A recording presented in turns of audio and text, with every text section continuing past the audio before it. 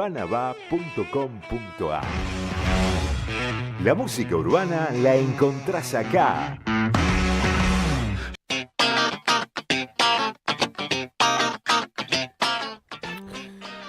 ...20 minutos para las 6 de la tarde... ...seguimos en vivo por Radio Urbana Buenos Aires... ...con la intención de seguir analizando toda la actualidad... ...y lo sucedido con el paro de la CGT el día de hoy. Está con nosotros Colo de Isasi... ...quien es secretario gremial de ATE Nacional... ...y secretario general de ATE Provincial. Colo, ¿cómo estás? Eduardo Vitali te saluda. ¿Cómo andas, Eduardo? Te voy a empezar corrigiendo. Por favor, primero le dije Colo, me tomé ese atrevimiento. No, eso no. Los títulos, no me quiero meter en lío. Soy el secretario general de la CTA Autónoma. Ahí va. De ATE Provincia de Buenos Aires es Claudia Arévalo y lo hace muy bien. Perfecto, corregido entonces. Gracias por la corrección. Colo sí me le permite que le diga. Sí, cómo no, sí. Además, era Colorado. Está bien, sí, aparte por ahí viste ponía el nombre y se prestaba para la confusión, pero bueno, me tomé ese atrevimiento. Y le continúo diciendo así, si me lo permite. Dale nomás, dale, que si no me vas a quitar los minutos de la radio. que son siempre poco. Colo, ¿cuán contundente fue el paro de la CGT? Mucho. Primero fue el paro de las 3 centrales sindicales. Y esto es importante, no para mostrar una competencia ni nada por el estilo, sino para mostrar la potencialidad que tiene la unidad del movimiento obrero.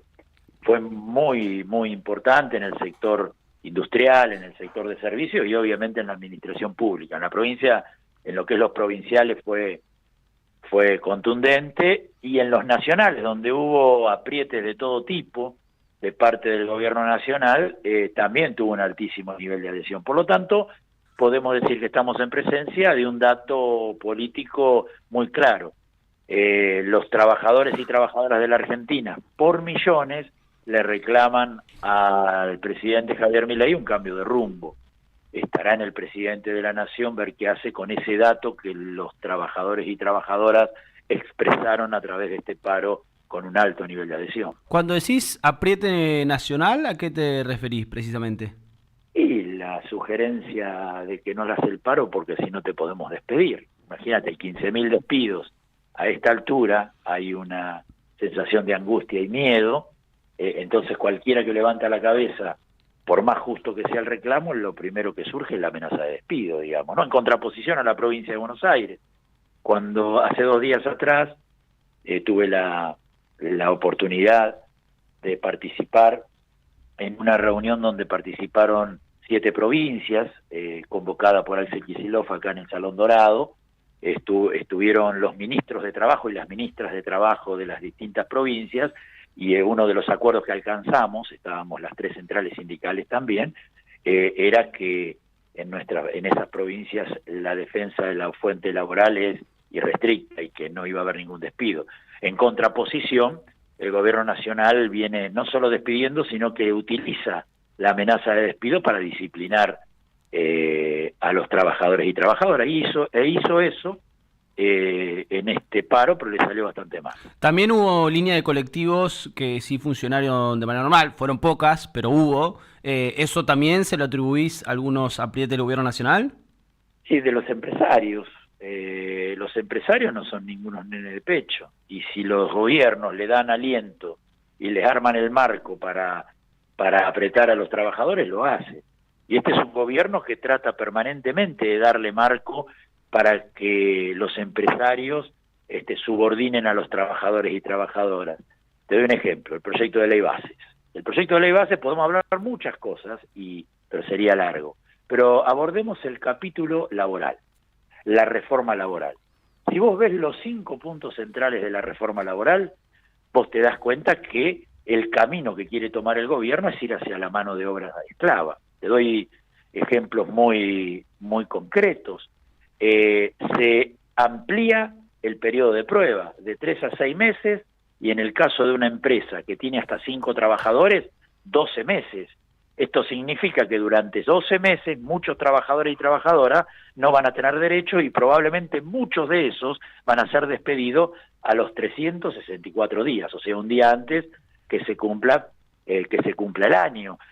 Cuando vemos el tema del trabajo irregular, o sea, de la informalidad, que es muy grande en la Argentina, te plantean la solución de la informalidad eliminando todas las multas a los empresarios. O sea, en lugar de aumentar las multas a los empresarios por violar la ley y mantener en la informalidad, es decir, sin derechos a los trabajadores y trabajadoras, dicen que la informalidad se va a resolver a partir de la eliminación de las multas. O, por ejemplo, se quita el derecho a la reinstalación en la fuente laboral por despido y discriminatorio. Ejemplo, vos y se instala, además de eliminarse la reinstalación laboral, se instala una indemnización agravada. O sea que si vos sos una mujer que fue acosada por el patrón y no quiso acceder a ese acoso, y entonces como represalia te echan, vos vas a recibir, y se prueba que fue así además, vos vas a recibir una indemnización, pero no vas a poder volver a la fuente laboral. En un país donde la desocupación está creciendo, es difícil volver del mundo de la desocupación, o sea, vos terminás siendo penalizado en términos sociales, porque te quedas sin laburo por más indemnización que haya, solo por no acceder al acoso permanente que te hace el patrón. O sea, todo es indefección. Veamos el fondo de cese laboral. Hoy la indemnización es la que cubre cualquier cese laboral. Ahora, lo que te plantean es que vos pagues tu propio despido a través de un fondo en el cual vos vas aportando mes a mes. O podemos avanzar también en lo que tiene que ver con la figura de un trabajador que puede tener 5 colaboradores, que no son trabajadores, que no tienen derechos, pero que en realidad hacen tareas como cualquier hijo de convenio. Nosotros esto lo vivimos en la provincia de Buenos Aires con María Eugenia Vidal. Por medio de la Ley de Emergencia Administrativa y Tecnológica, así se llamaba, se creó la figura de contrato autónomo. Ese contrato autónomo en la ley lo decía, la ley lo decía, mirá lo que te digo, decía que no implicaba ningún derecho laboral de los que marcan las leyes laborales. O sea, arrancaba diciendo que no tenía ningún derecho. Y pasaron los años, 4 con María Eugenia Vidal, y teníamos enfermeros, camilleros, o sea, trabajadores y trabajadoras que hacían tareas de convenio de la ley, pero sin derechos. La figura del trabajador independiente y los 5 colaboradores apunta a eso, a tener trabajadores en negro, en lo privado y en lo estatal. Ahora, Entonces, Colo, entendido la mirada crítica a la reforma laboral, yo en líneas generales coincido con vos, pero antes de que comience a discutirse la ley base, el segundo capítulo de la ley base, que en su comienzo se llamó la ley ómnibus, pero pasó de 600 artículos a 200 y pico, la CGT se reunió con funcionarios del gobierno, con el jefe de gabinete Nicolás Pose, con el ministro del Interior Guillermo Franco, y supuestamente, según los trascendidos, consensuaron algunos puntos, y lo que terminó sucediendo, también según los trascendidos, es que la reforma laboral que se implementó en el gobierno de base fue consensuada con la CGT, y por eso nos introdujo la que había desarrollado la Unión Cívica Radical, que era más profunda inclusive. Bueno, parece que no, porque la CGT convocó un paro en unidad con las otras centrales y es un parazo. Entonces no hubo ningún tipo de acuerdo en esa reunión entre la CGT Claro, y la Casa Rosada. no hubo esa reunión, pero está claro que no lo hubo. Si hubiera habido acuerdo, no hubiera habido paro. Me parece que más allá de las especulaciones, lo cierto es que las centrales sindicales, con todos sus matices, con todos sus debates, hoy estamos en un plan de acción. En un plan de acción que no solo plantea que no se sancione la ley base, sino que también se anule el DNU. Nosotros estamos convocando a firmar un petitorio, 1 millón de firmas queremos juntar para que se anule el DNU y también para que no se vote el paquete fiscal. Yo, si me permitís, esas 3 herramientas jurídico-legislativas son la base para implementar una política de saqueo, de entrega de las áreas estratégicas y de ajuste a los sectores populares. La ley base, además de la reforma laboral, habilita al extractivismo sin control, plantea el control por parte de las multinacionales de todo el proceso de producción, le da facultades al presidente, superpoderes al presidente, poniendo en un costado al Congreso Y bueno, ya sabemos que el presidente cuando tiene facultades violenta la Constitución Nacional y avanza sobre los intereses de los trabajadores y trabajadoras. Alguno me dirá, bueno, pero la ley Ómnibus tenía 11 emergencias públicas y ahora hay 4. Es cierto, hay 4, son la emergencia administrativa, la económica, la financiera y la energética. Pero si la combinás con el DNU, que está vigente, Son vas mucho a más tener leyes. 4 más. Claro. La emergencia fiscal, la emergencia social, la previsional y la tarifaria, con lo cual le das la suma del poder político para intervenir en todas esas áreas que significa intervenir en todo el proceso de gobierno de manera unipersonal, corriendo al costado el Congreso, y bueno, y eso es grave. Y así podemos ver muchas otras cosas, cómo se van articulando una con otra. El paquete fiscal es un paquete fiscal hecho por el sheriff de la película de Robin Hood. Le saca a los pobres para darle a los ricos. Mientras te reinstala el impuesto a las ganancias de los trabajadores y trabajadoras, te baja los impuestos a la riqueza. Es un paquete absolutamente regresivo. Por eso hay que atacar las 3 herramientas jurídico-parlamentarias, porque ahí se condensa el plan de gobierno y la legalidad para llevarlo adelante. Y hoy lo cuestionamos fuertemente con un paro que, más allá de interpretaciones, más allá de los migueletes que planteaba Burrich, habría que decir son miguelitos, no migueletes, más allá de todo eso, lo cierto es que fue un parazo. Mirá, en términos futbolísticos, hace varios años atrás, yo soy un ferviente hincha de Estudiantes de La Plata. Felicitaciones, entonces. Bueno, gracias. Hace varios años atrás jugaba Estudiantes y los Andes.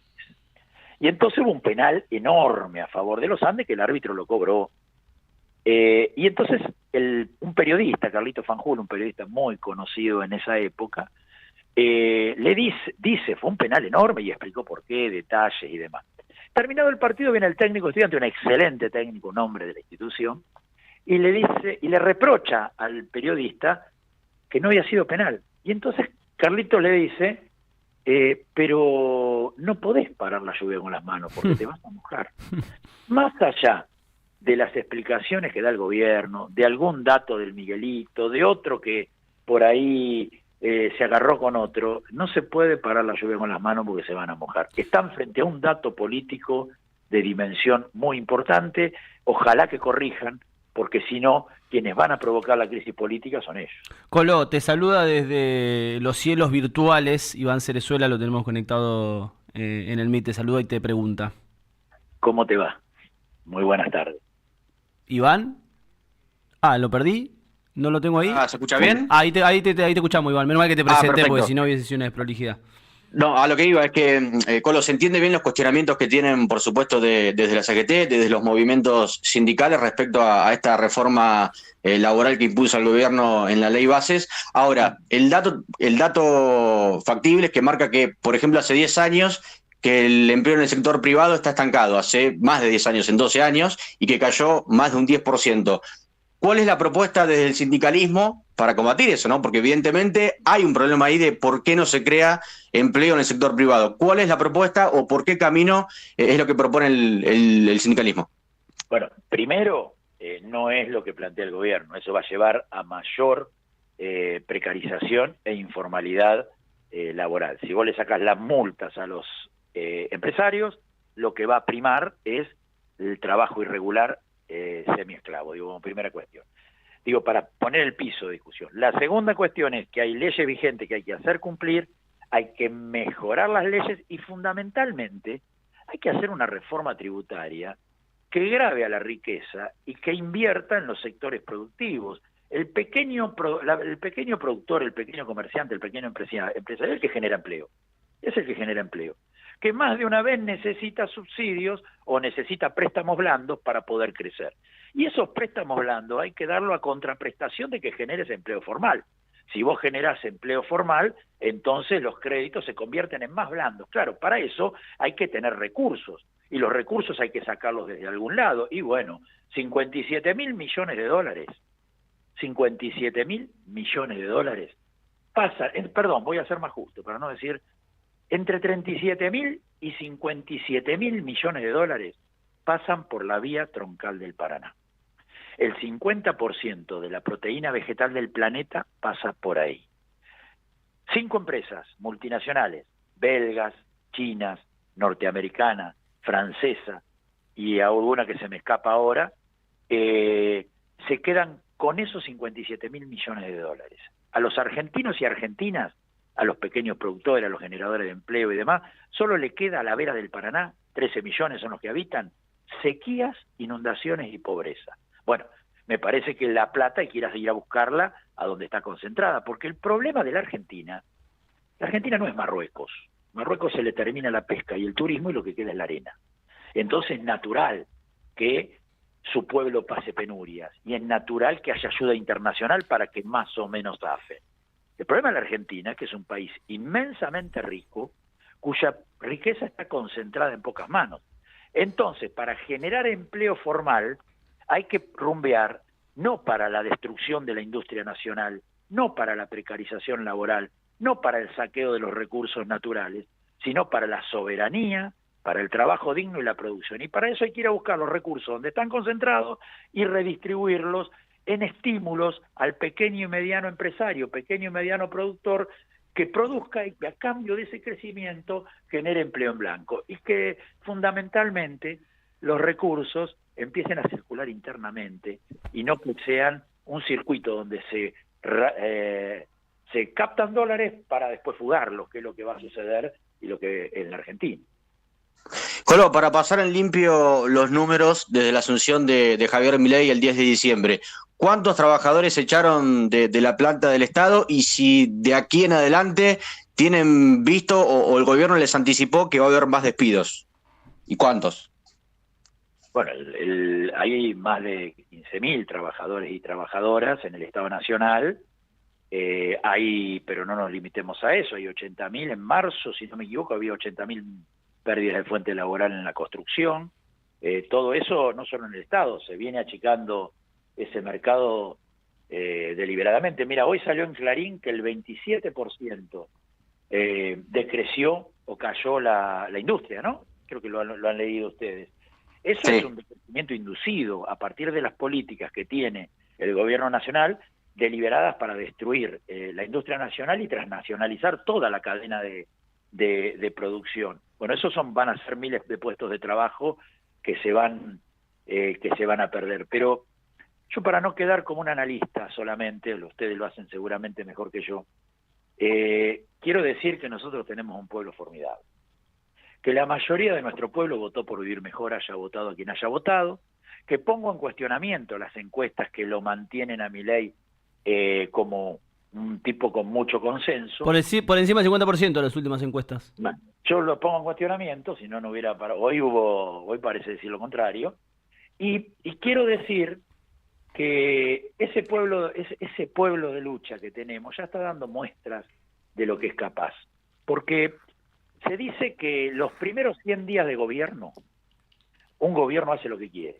Por un lado, porque sus adeptos le bancan cualquier cosa, no tienen capacidad de reflexión, porque están contentos, eufóricos y demás, y que quienes no lo votaron, como un equipo de fútbol, cuando te hacen el gol tenés unos 5 o 10 minutos que quedas desordenado y hasta te pueden hacer el segundo gol.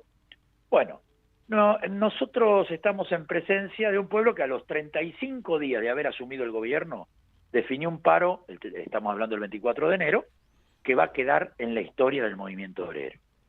Así podemos hablar de lo que sucedió en la Plaza de Tribunales, de lo que sucedió el 8 de marzo, el 24 de marzo y la última expresión previa al paro, que fue la movilización en defensa de la universidad pública.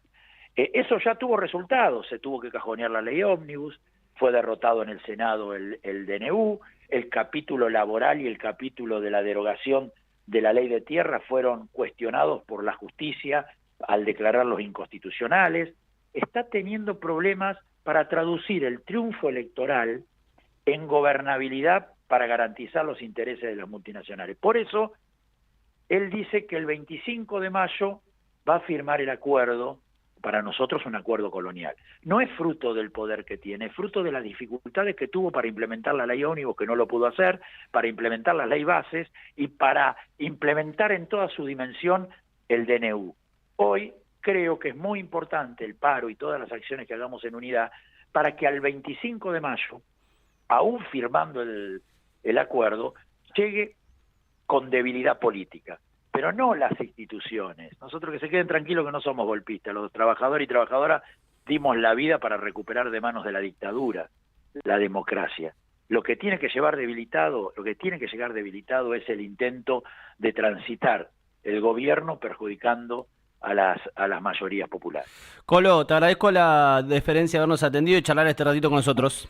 Un abrazo grande y llamen cuando quieran. Un placer. Dale, un abrazo. Pasaba con nosotros Colo de Isasi, secretario nacional de la CTA y secretario general de ATE de la provincia de Buenos Aires. No sé si lo volví a decir mal o tuve en cuenta las correcciones que me hizo hoy cuando lo presenté. 2 minutitos pasaron de las 6 de la tarde, pequeña pausa y seguimos con otra oportunidad en Radio Urbana Buenos Aires.